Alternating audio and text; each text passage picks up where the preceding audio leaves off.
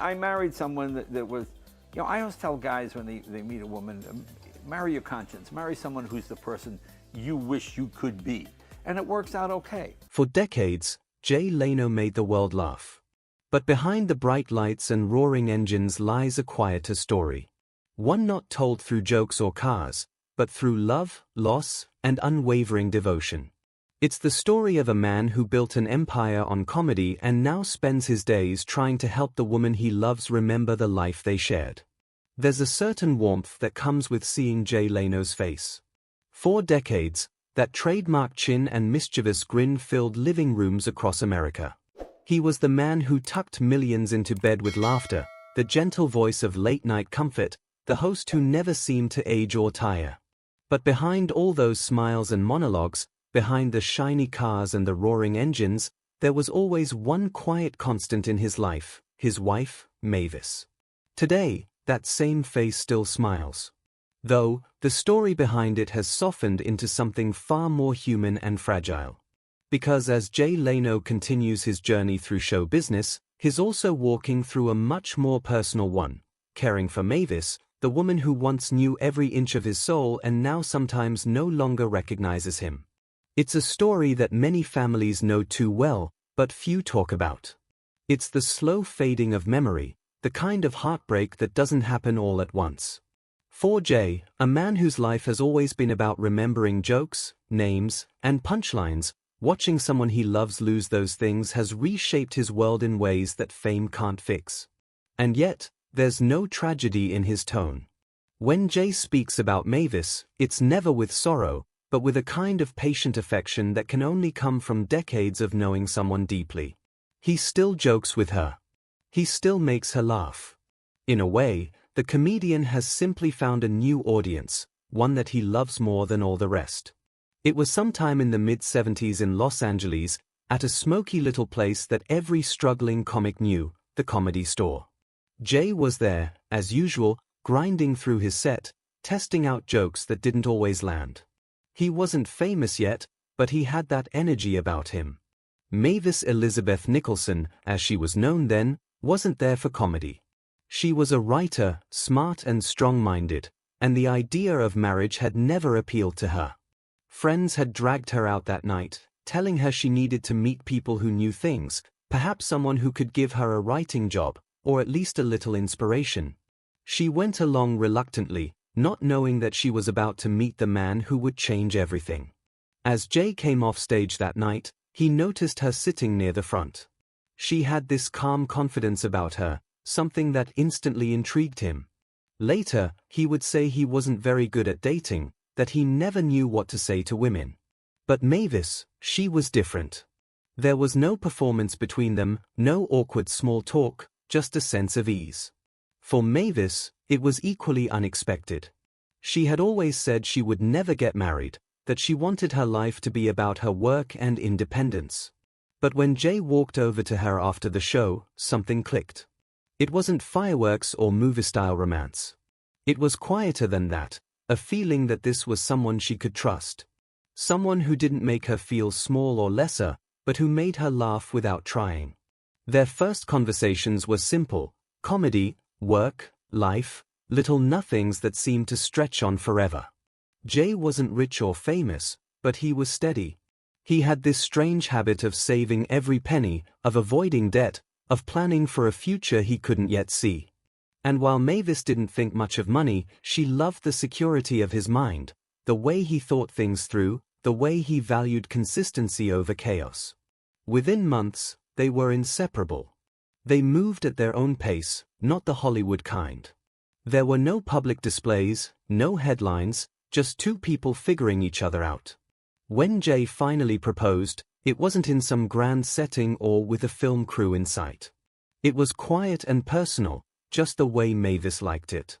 They were married on November 3, 1980, in a small ceremony that fit them perfectly.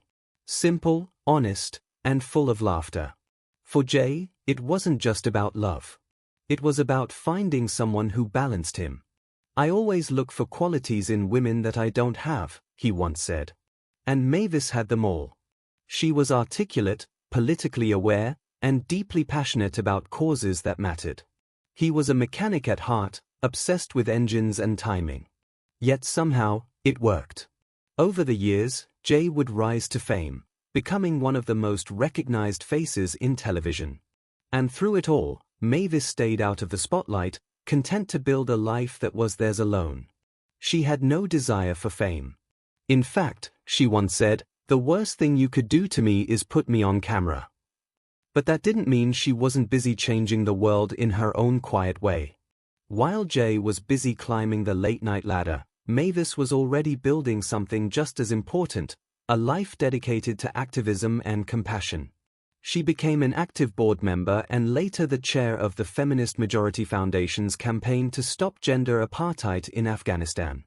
Long before the rest of the world turned its eyes to the struggles of Afghan women, Mavis was already fighting for them. It was never about publicity for her, it was about doing what was right, quietly and effectively. That's what made her and Jay such an interesting pair. He made a living by being seen. She made a difference by staying unseen. Yet they supported each other completely. Jay would often donate generously to causes Mavis cared about, sometimes making large contributions without ever mentioning it on air.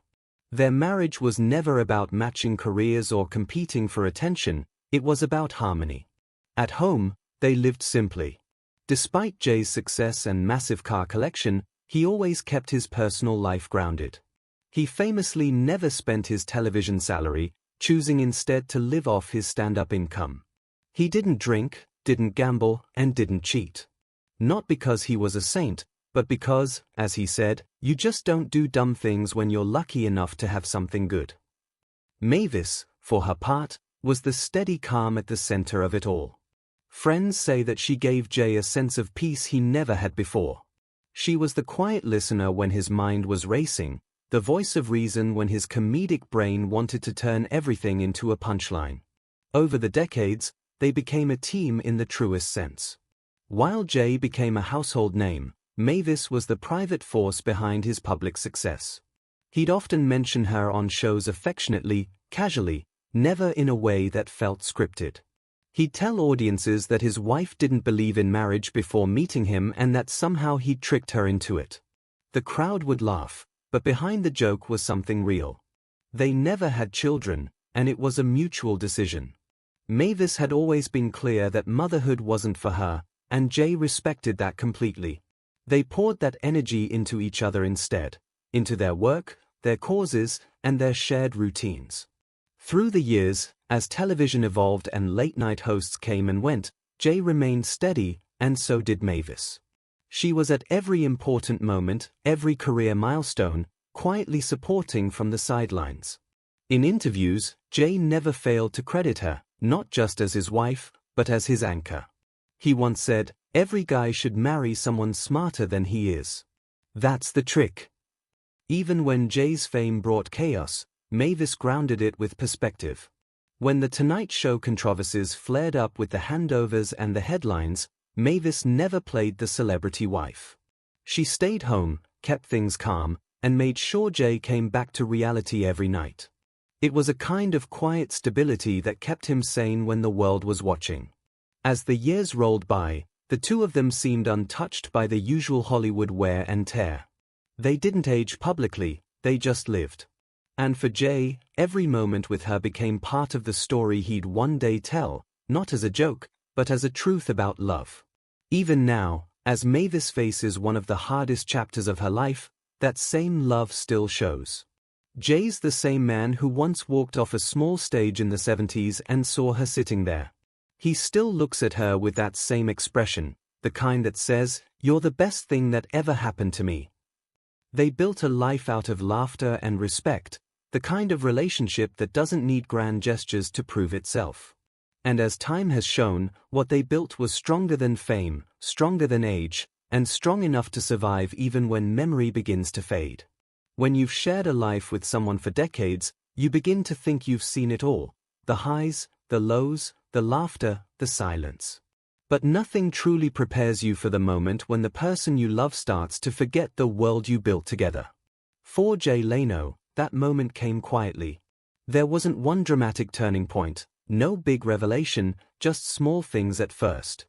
A misplaced name, a moment of confusion, a pause that lingered a little too long. Then gradually those moments began to pile up until it was clear that something deeper was happening to Mavis. After a series of consultations and medical visits, the diagnosis came: advanced dementia. For anyone else, it might have felt like the world stopped spinning. For Jay, it simply became the next chapter, not an easy one, but one he would face the way he faced everything in life, with patience, humor, and love. When the news became public in early 2024, many fans were stunned. To them, Jay was still the smiling car enthusiast, the man who could fix anything with a wrench and a joke.